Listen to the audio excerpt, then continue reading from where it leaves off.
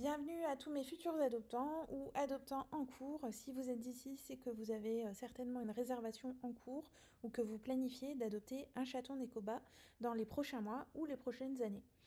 Donc nous avons passé en revue jusqu'à maintenant dans ce guide chaton sous forme de podcast vidéo, nous avons passé en revue l'alimentation, la litière et aussi l'arbre à chat.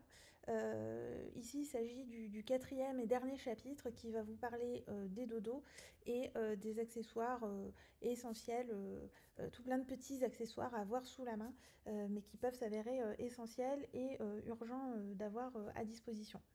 Donc, allons-y. Tout d'abord, pour les dodos et pour la sieste. Le premier conseil que je peux vous donner, c'est de le laisser dormir avec vous s'il le désire. Comme je l'expliquais au tout début dans la vidéo sur l'arbre à chat, un chat ne se contraint pas, un chat, on ne peut pas le forcer à faire quelque chose. S'il a envie de dormir avec vous, il va venir dormir avec vous au lit. S'il n'a pas envie de venir dormir avec vous, il ne viendra pas. Je ne peux pas vous garantir à 100% que le chaton que vous allez adopter à la maison va nécessairement venir dormir avec vous. Ici, la majorité, la très très grande majorité des chats et chatons aiment venir dormir au lit avec nous, mais dans leur famille, des fois, ça change. Donc voilà, je ne peux pas m'engager là-dessus. Si vous ne voulez catégoriquement pas que votre chat aille dans la chambre à coucher ou dans les chambres à coucher, si vous ne voulez pas que votre chat dorme avec vous, il est extrêmement important de me le signaler par contre quand vous me contactez pour une adoption.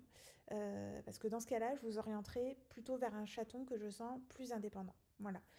Globalement, le British est quand même un chat qui aime participer à la vie de famille, être présent, pas forcément être collé.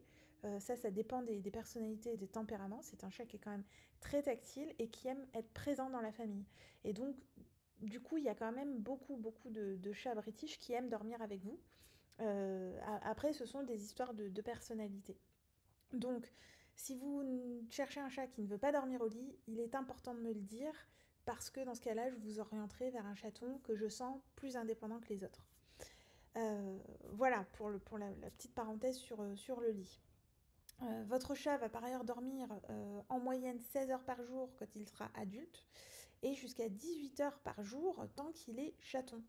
Donc il est extrêmement important de lui fournir des zones de couchage confortables dans des endroits appropriés qui peuvent être un petit peu à l'écart, au calme et surtout de ne pas le déranger pendant qu'il dort. On ne réveille pas un chat qui dort comme on ne réveille pas un humain qui dort tranquillement. En fait, c'est exactement la même chose. On respecte le sommeil des uns et des autres. Je dis ça, c'est aussi important que vous l'enregistriez vous en tant qu'adulte pour pouvoir bien l'expliquer à vos enfants.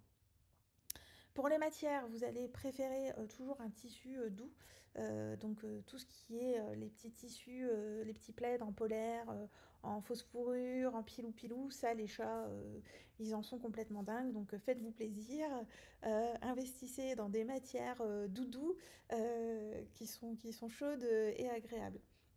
Évitez par contre les couchages en feutrine. Vous savez, il y a ce qu'on appelle les cat caves, souvent c'est en feutrine là. Le problème de ces couchages et de ces matières qui sont nobles et naturelles, c'est qu'en fait souvent elles prennent le poil et comme on peut difficilement les laver à fond, parce qu'elles s'abîment en machine, enfin ça va abîmer la fibre, etc.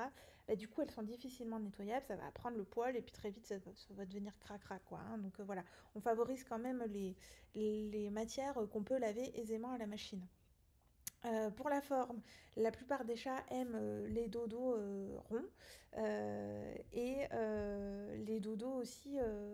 Alors, les niches, je dirais que tous les chats n'aiment pas les niches, mais quand vous avez un amoureux de niche, c'est pour la vie. Hein. Il aimera toujours la niche, il sera dingue de sa niche, voilà.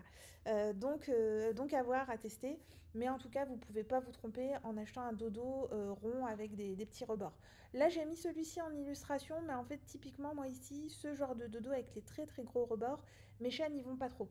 Ils préfèrent les dodos qui ont un petit rebord, qui a un plus petit rebord, moins épais et moins gros, moins grand en hauteur en fait. Voilà, et puis bon, comme je vous disais, le lit, les plaids en pilou-pilou ou en polaire, ce sont des choses qui font mouche à chaque fois. Maintenant, on va passer au reste des accessoires indispensables. Donc, c'est principalement des accessoires que j'appelle d'entretien. Donc, comme un enfant ou comme un adulte humain, hein, votre chat de race aura besoin d'être entretenu régulièrement. Donc, voici quelques accessoires utiles et qui sont pour moi indispensables. Donc, alors, vous avez le coupe-griffe. Alors, le coupe-griffe, c'est à avoir sous la main dans trois situations. La première situation, c'est que vous avez un autre chat, il va y avoir cohabitation et donc présentation, introduction des deux chats. Donc là, il faut généralement quand même penser à couper les griffes de l'un et de l'autre. Ça peut être utile. Le coupe-griffe peut être utile si vous avez du mal avec le patounage. Vous savez, quand le chat vient sur vous et puis qui patoune comme ça, qui fait aller ses pattes de droite à gauche et puis qui met ses griffes. Et si vous avez une intolérance aux griffes qui rentrent dans votre peau, ce que je n'ai pas parce qu'au bout de plus de 30 ans aux côtés de deux chats, si vous voulez, ma peau, c'est complètement immunisé contre les griffes de chat, je sens même plus. Mais c'est peut-être pas votre cas, donc vous avez peut-être du mal à supporter ces griffes pendant le patounage. Donc dans ce cas-là, bah, coupez les griffes de votre chat et puis comme ça, les câlins redeviendront un plaisir pour l'un et pour l'autre. Et troisième cas de figure pour le coupe-griffe, c'est quand votre chat vieillit. Donc là, on parle quand même de vieux chats, hein. Ça commence, ça peut apparaître sur des très vieux chats. Donc on parle des chats qui ont au minimum 8 ans, je dirais, qui font moins leurs griffes parce qu'ils bougent moins, ils sont moins actifs, donc ils vont moins au griffoir, moins à l'arbre à chat, ils font moins leurs griffes. Et dans ce cas-là, il faut surveiller parce qu'ils n'entretiennent pas correctement leurs griffes. Et la griffe peut avoir tendance à s'incarner en fait, c'est-à-dire à pousser très longuement, à se retourner contre le coussinet. Donc dans ce cas-là, sur les vieux chats comme ça, il faut absolument avoir un coupe-griffe et faire l'entretien au moins une fois par mois. Voilà pour le coupe-griffe. Ensuite, ce que je trouve utile, vraiment utile d'avoir toujours sous la main, c'est de l'argent colloïdal. Donc l'argent colloïdal, c'est un liquide donc, à base de molécules d'argent comme c'est sous-entendu. Et c'est bien pour désinfecter les plaies. Donc votre chat peut par exemple se faire piquer par un insecte. Ça peut être bien d'avoir l'argent colloïdal pour désinfecter. Et c'est aussi très utile pour les yeux. Un petit début de conjonctivite, un œil qui a été un petit peu gratouillé, une poussière qui a été mise dans l'œil, vous mettez 24 heures d'argent colloïdal. Par contre, en 15 ppm, c'est extrêmement important. Vous devez choisir le 15 ppm. Et en général, votre petit début de conjonctivite est fini en 24 heures. La conjonctivite, c'est quelque chose qui fait très mal. Donc, si l'argent colloïdal ne fonctionne pas au bout de 24 heures, vous allez chez le véto, vous ne cherchez pas à comprendre. Ensuite, le peigne, notamment pour les chats à poils longs. Donc ça, c'est le peigne magique, comme je l'appelle, et il est disponible dans ma petite boutique. Donc si vous adoptez un British Longhair, je ne peux que vous recommander à 300% d'investir dans ce peigne qui a des dents longues et vous savez, des dents alternées, comme ça, courtes, longues, courtes, longues, courtes, longues. Il est magique, ce peigne, il vient à bout de tous les nœuds, même ceux qui sont déjà un petit peu feutrés. Vraiment, il est fantastique et il fait beaucoup moins mal au chat que les autres sortes de peignes. Donc je vous recommande vraiment d'investir dans ce peigne, il est fantastique. Et croyez-moi, j'en ai beaucoup, beaucoup testé en plus de 10 ans d'élevage. Ensuite, le shampoing, bah, notamment pour les longueurs, c'est bien de les baigner au moins 2 fois par an.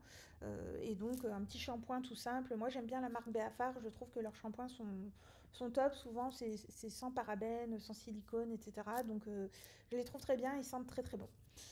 Avoir toujours sous la main en cas de dérangement intestinal, parce un chat reste un chat, peu importe la race, peu importe la lignée, ça arrive périodiquement que votre chat ait un petit désagrément.